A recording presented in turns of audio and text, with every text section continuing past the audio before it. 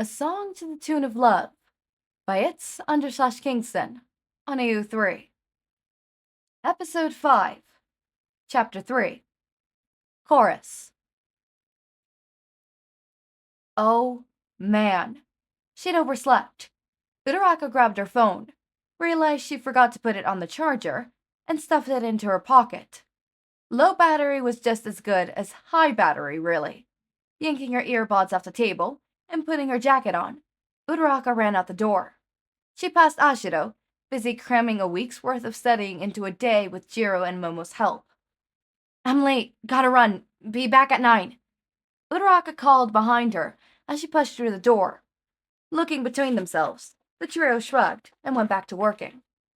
"She's so seeing someone," Ashiro insisted. "Could be. Could be a friend too," Momo replied. "Not as important as homework, though." "Ugh, gossip with me," Ashiro complained.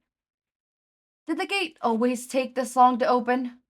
Uraraka was second away from floating herself over the fence when the gate finally opened enough to let her through.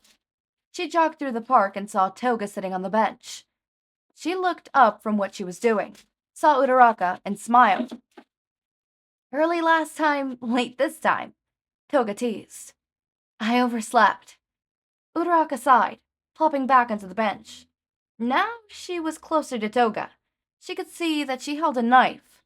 She felt the hairs on her back of her neck rise, and tried to ignore it. Most of the dorms stayed up late to watch movies all night last Friday night. That's what the pizza was for. It kind of messed up my already messed up sleeping schedule. Toga laughed.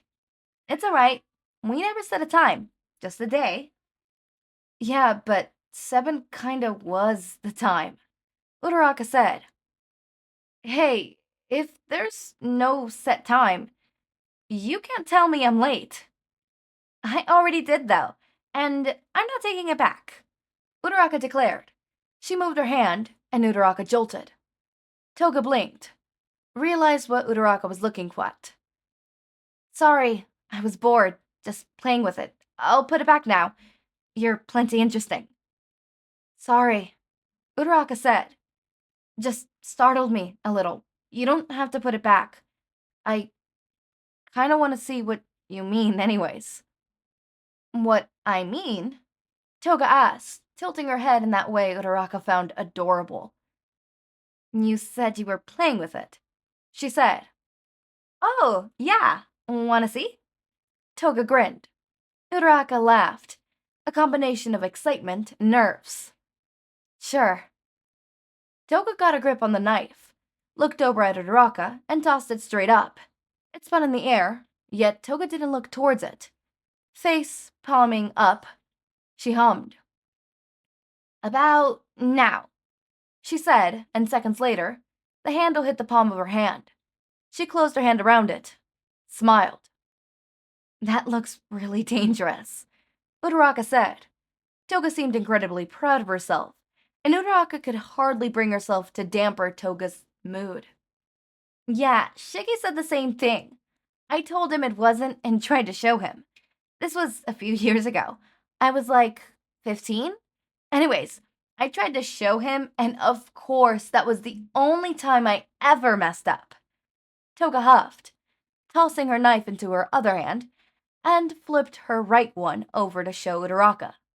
The little scar she traced over was there. Toga pointed to it with the tip of the knife. "That's what caused that.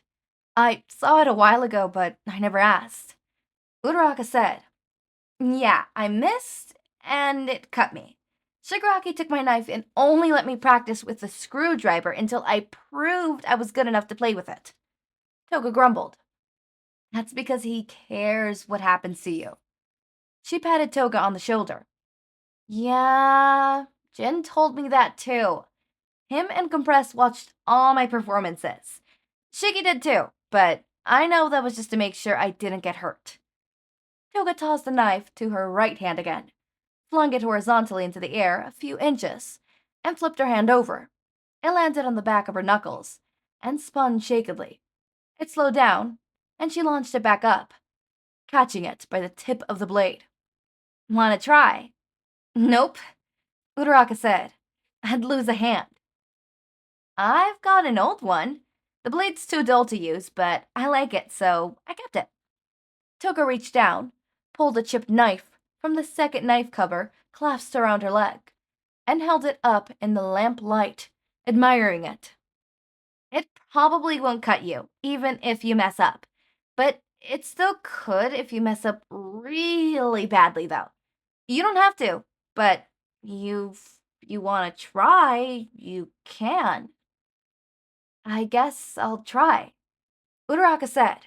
She accepted the dull knife from a grinning Toga, positioned it comfortably in her hand as best as she could.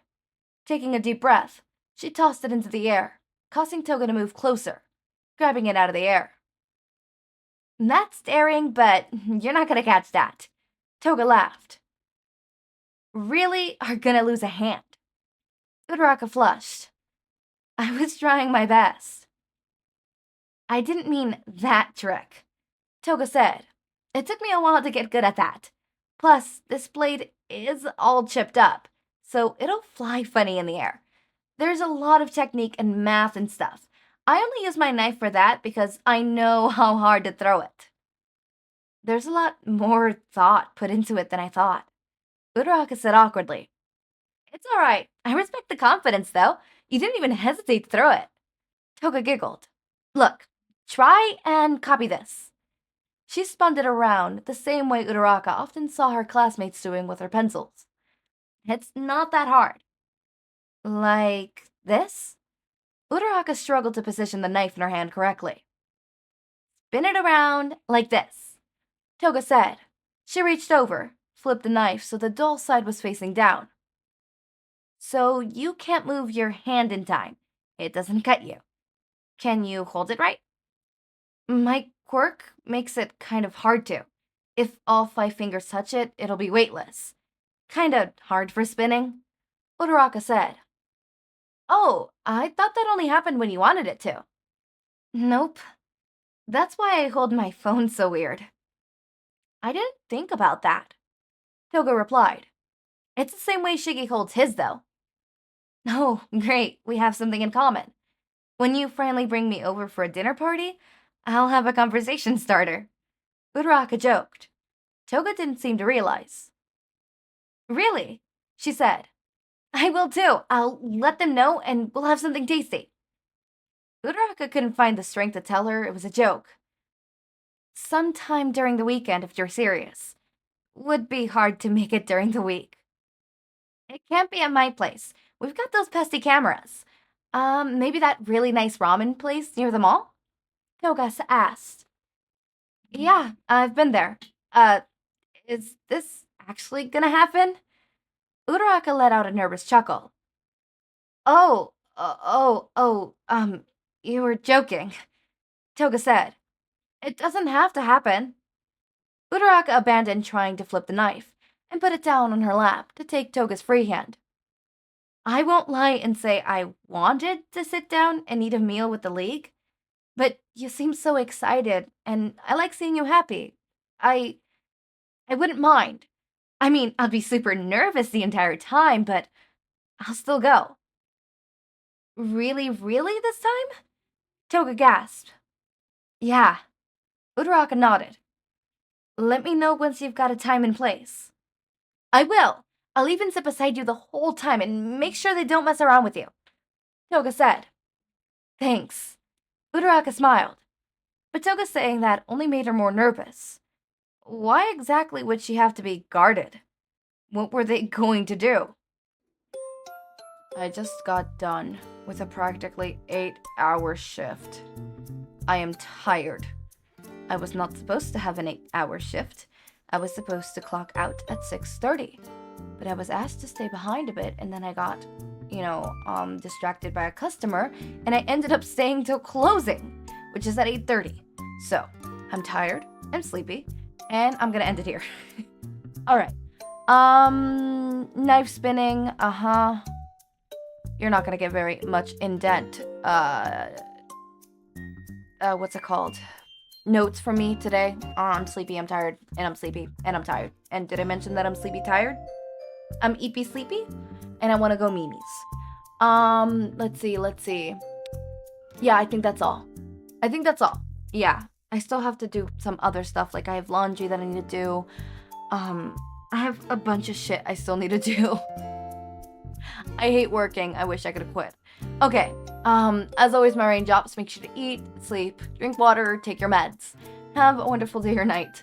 Link to my Discord server and socials are down in the description. Subscribe to see more of my content, and thank you so much for watching.